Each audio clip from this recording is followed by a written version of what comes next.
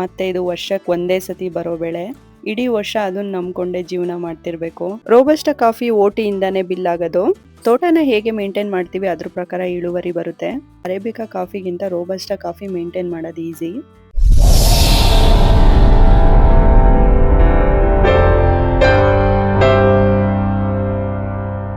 Hello everyone, welcome back to ಸ್ಪೂ Madhu vlogs. Complete video coffee ಬಗ್ಗೆ ಹಾಕಿದ್ದೀನಿ. ತುಂಬಾ ಜನ ಕೆಲವೊಂದು ಡೌಟ್ ಕೇಳ್ತಿರ್ತೀರ ಕಾಫಿದು. ಮೊನ್ನೆ ಓಟಿ ಮತ್ತೆ ಮಾಯಿಶ್ಚರ್ ಹಾಕಿದಾಗ ತುಂಬಾ ಜನ ಕೇಳಿದ್ರಿ ಓಟಿ ಅಂದ್ರೆ ಏನು ಅಂತ. ಓಟಿ ಅಂದ್ರೆ ಔಟ್ ಟರ್ನ್ ಅಂತ. ರೋಬಸ್ಟಾ ಕಾಫಿ ಓಟಿ ಇಂದಾನೆ ಬಿಲ್ ಆಗೋದು. ಓಟಿ ಚೆಕ್ ಮಾಡಿದಾಗ 26, 30 ಈ ತರ ಬಂದ್ರೆ, ಎಕ್ಸಾಂಪಲ್ ಒಂದು ಓಟಿಗೆ 400 ರೂಪಾಯಿ ಇದ್ರೆ 26 ಓಟಿ ಬಂದಿದ್ರೆ 26 ಇಂಟು 400 ಹಾಕ್ಬೇಕು. Is equal to 10,400. 50 kgಗೆ 10,400 ರುಪೀಸ್ ಸಿಗುತ್ತೆ. ಈ ತರ ಓಟಿಯಿಂದ ರೋಬಸ್ಟಾ ಕಾಫಿಗೆ ಬಿಲ್ ಹಾಕ್ತಾರೆ. ಅರೇಬಿಕಾಕ್ಕೆ ಈ ತರ ಆಗಲ್ಲ. 50 kg ಬ್ಯಾಗಿಗೆ 25,000, 24,000 ನಡೀತಿದೆ ಈಗ. ಅದು ಕೆಜಿ ಲೆಕ್ಕ ಹೋಗುತ್ತೆ. ತುಂಬಾ ಜನ ಒಂದ್ ಕ್ವಶನ್ ಕೇಳ್ತಿದ್ರಿ, 1 ಎಕರೆಗೆ ಎಷ್ಟು ಕಾಫಿ ಬೆಳಿತೀರಾ ರೋಬಸ್ಟಾ ಅಂತ. ನಾವು ಹೈಯೆಸ್ಟ್ ಬೆಳೆದಿರೋದು 60 ರಿಂದ 70 ಮೂಟೆ. ಬೇರೆಯವ್ರ ಬಗ್ಗೆ ನನಗೆ ಗೊತ್ತಿಲ್ಲ. ಅದಕ್ಕಿಂತ ಹೆಚ್ಚಾಗಿ ಬೆಳೆದಿರೋರು ಇದ್ದಾರೆ, ಹಾಗೆ 1 ಎಕರೆಯಲ್ಲಿ ಕಮ್ಮಿ ಬೆಳೆದಿರೋರು ಇದ್ದಾರೆ, 10 ಮೂಟೆ ಕುಯ್ಯೋರು ಇರ್ತಾರೆ. ತೋಟನ ಹೇಗೆ ಮೇಂಟೈನ್ ಮಾಡ್ತೀವಿ ಅದ್ರ ಪ್ರಕಾರ ಇಳುವರಿ ಬರುತ್ತೆ. ಮೇನ್ ಆಗಿ ನೀರ್ ಸೆಟ್ ಮಾಡೋದು. ವಿಪರೀತ ಮಳೆ ಆದ್ರೂ ಫಸಲು ಹೋಗುತ್ತೆ, ಹಾಗೆ ಮಳೆ ಕಮ್ಮಿ ಆದ್ರೂ ಫಸಲು ಹೋಗುತ್ತೆ. ಮಳೆದು ತುಂಬಾ ಇಂಪಾರ್ಟೆಂಟ್ ಆಗುತ್ತೆ ಕಾಫಿಗೆ. ರೋಬಸ್ಟಾ ಕಾಫಿಗಂತೂ ತುಂಬಾ ನೀರ್ ಬೇಕು. ಬೋರ್ ಎಲ್ಲ ಇಲ್ಲ ಅಂದ್ರೆ ಕಾಫಿನ ಮೇಂಟೈನ್ ಮಾಡಕ್ಕೆ ಆಗಲ್ಲ. ಹಳ್ಳ ಬೋರು ಇರೋದ್ರಿಂದ ತೋಟ ಹೇಗೂ ಮೇಂಟೈನ್ ಆಗುತ್ತೆ. ಅದಕ್ಕೆ ತುಂಬಾ ಜನ ನೀರಿನ ಸಮಸ್ಯೆಯಿಂದನೇ ಅರೇಬಿಕಾ ಕಾಫಿನ ಮಾಡಿರ್ತಾರೆ. ಬಟ್ ನನಗೆ ಕಂಪೇರ್ ಮಾಡಿದ್ರೆ ಅರೇಬಿಕಾ ಕಾಫಿಗಿಂತ ರೋಬಸ್ಟಾ ಕಾಫಿ ಮೇಂಟೈನ್ ಮಾಡೋದು ಈಸಿ. ಕೆಲ್ಸನೂ ಕಮ್ಮಿ ಇರುತ್ತೆ. ರೋಬಸ್ಟಾ ಕಾಫಿ ಒಂದು ಸತಿ ಗಿಡ ನೆಟ್ರೆ 100 ವರ್ಷದವರೆಗೂ ಬರುತ್ತೆ. ಹಳೇದಾಗ್ತಾ ಹೋದಂಗೂ ಫಸಲು ಜಾಸ್ತಿ ಇರುತ್ತೆ ರೋಬಸ್ಟಾ ಕಾಫಿಲಿ. ಅರೇಬಿಕಾ ಕಾಫಿಲಿ ಆತರ ಆಗಲ್ಲ. ಫಸ್ಟಿಗೆ ಫಸಲು ಜಾಸ್ತಿ ಇರುತ್ತೆ, ಹೋಗ್ತಾ ಹೋಗ್ತಾ ಫಸಲು ಕಮ್ಮಿ ಆಗ್ಬಿಡುತ್ತೆ. ಕಾಫಿ ಅವರೇಜ್ ಬರೋದು ಕಮ್ಮಿ.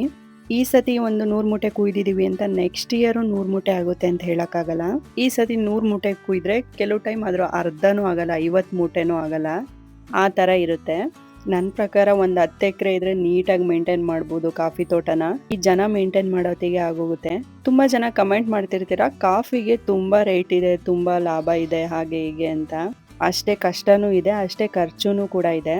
3 ರೌಂಡ್ ಗೊಬ್ಬರ ಹಾಕ್ಬೇಕು. ಕಸಿ, ಚಿಗ್ರು, ಮರ್ಗಸಿ, ಸುಣ್ಣ ಹಾಕೋದು, ತುಂಬಾ ಕೆಲಸ ಇರುತ್ತೆ. ಕಾಫಿ ಕುಯ್ಯಕ್ಕೇನೆ ತುಂಬಾ ದುಡ್ಡು ಕೊಡ್ಬೇಕಾಗುತ್ತೆ. ಜಾಸ್ತಿ ಎಲ್ಲ ಕಾಫಿ ಆದ್ರೆ 2 lakh ಮೇಲೇನೆ ಆಗುತ್ತೆ ಅವ್ರಿಗೆ ಸಂಬಳ ಕೊಡೋದು ಬರೀ ಕಾಫಿ ಕುಯ್ಲಲೇನೆ. 100 ಮೂಟೆ ಕಾಫಿ ಕುಯ್ತಿದೀವಿ ಅಂದ್ರೆ 50% ಲಾಭ ಇರುತ್ತೆ. 50% ಜನ ಕೊಡೋದ್ರಲ್ಲೇ ಮುಗ್ದೋಗುತ್ತೆ. ಮತ್ತೆ ಇದು ವರ್ಷಕ್ಕೆ ಒಂದೇ ಸತಿ ಬರೋ ಬೆಳೆ. ಇಡೀ ವರ್ಷ ಅದನ್ನ ನಂಬ್ಕೊಂಡೆ ಜೀವನ ಮಾಡ್ತಿರ್ಬೇಕು. ಇವಾಗಿರೋ ರೇಟ್ ಪರವಾಗಿಲ್ಲ, ಆದ್ರೆ ಇದಕ್ಕಿಂತ ರೈಟ್ ಏನಾದ್ರೂ ಬಿದ್ದೋದ್ರೆ ತುಂಬಾ ಕಷ್ಟ ಕಾಫಿ ಬೆಳೆಗಾರರಿಗೆ. ಅರೇಬಿಕಾ ಗಿಡ ಅಂತೂ ತುಂಬಾ ಹೋಗುತ್ತೆ ಬೋರರ್ ಬಂದು. ಮತ್ತೆ ಅದು 30 ವರ್ಷಕ್ಕೊಂದ್ಸತಿ ತೋಟನ ಚೇಂಜ್ ಮಾಡ್ಬೇಕು, ಮತ್ತೆ ರೀಪ್ಲಾಂಟೇಶನ್ ಮಾಡ್ಬೇಕು. ಅದಂತೂ ವಿಪರೀತ ಖರ್ಚು ಅನ್ಸುತ್ತೆ ನನಗೆ. ಹಾಗೆ ತುಂಬಾ ಕೆಲಸ ಇರುತ್ತೆ, ಹಾಗಾಗಿ ಅದಕ್ಕೆ ಅಮೌಂಟ್ ಕೂಡ ಜಾಸ್ತಿ. ನನಗೇನು ತುಂಬಾ ವಿಷಯ ಗೊತ್ತಿಲ್ಲ ಕಾಫಿದು. ಸ್ವಲ್ಪ ಅಪ್ಪನ ಹತ್ರ ಹಾಗೆ ಹಸ್ಬೆಂಡ್ ಹತ್ರ ಕೇಳಿರೋದನ್ನ ಹೇಳ್ತಿದೀನಿ. ಯಾರಿಗಾದ್ರೂ ಇದ್ರಕ್ಕಿಂತ ಹೆಚ್ಚಾಗಿ ಏನಾದ್ರೂ ಗೊತ್ತಿದ್ರು ಕಮೆಂಟ್ ಮಾಡಿ. ಹಾಗೆ ಹೇಳಿರೋದ್ರಲ್ಲಿ ಏನಾದ್ರೂ ತಪ್ಪಿದ್ರು ಸಾರಿ. ವ್ಲಾಗ್ ಮಾಡೋದ್ರಿಂದ ತುಂಬಾ ವಿಚಾರನ ಕಾಫಿ ಬಗ್ಗೆ ಕಮೆಂಟ್ ಮೂಲಕನೇ ನಾನು ತಿಳ್ಕೊಂಡಿರ್ತೀನಿ. ತುಂಬಾ ನೀಟಾಗಿ ಸಜೆಸ್ಟ್ ಮಾಡಿರ್ತಾರೆ, ತುಂಬಾ ಖುಷಿ ಆಗುತ್ತೆ. ಕೆಲವ್ರು ಕೂಡ ಆ ಕಮೆಂಟ್ ಓದಿ ಅವರು ಇನ್ನೂ ತಿಳ್ಕೊಳಕ್ ಹೆಲ್ಪ್ ಆಗುತ್ತೆ. ರೋಬಸ್ಟಾನ ಪಲ್ಪರ್ ಮಾಡಿಸಿದ್ರೆ ಲಾಸ್ ಆಗುತ್ತೆ, ಹಾಗಾಗಿ ನಾವು ಪಲ್ಪರ್ ಮಾಡ್ಸಲ್ಲ.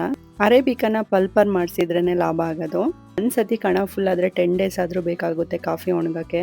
ತುಂಬಾ ಮೋಡ ಇದ್ದಿದ್ರಿಂದ ಈ ಸತಿ ಅಂತೂ ಕಾಫಿ ಒಣಗ್ಸಕ್ ಸಕ್ಕತ್ ಗೋಳಾಡಿದ್ವಿ. ನಿಮ್ ಸೈಡ್ ಎಲ್ಲ ಯಾವ್ದು ಪ್ರಮುಖ ಬೆಳೆ ಅಂತ ಕಮೆಂಟ್ ಮಾಡಿ.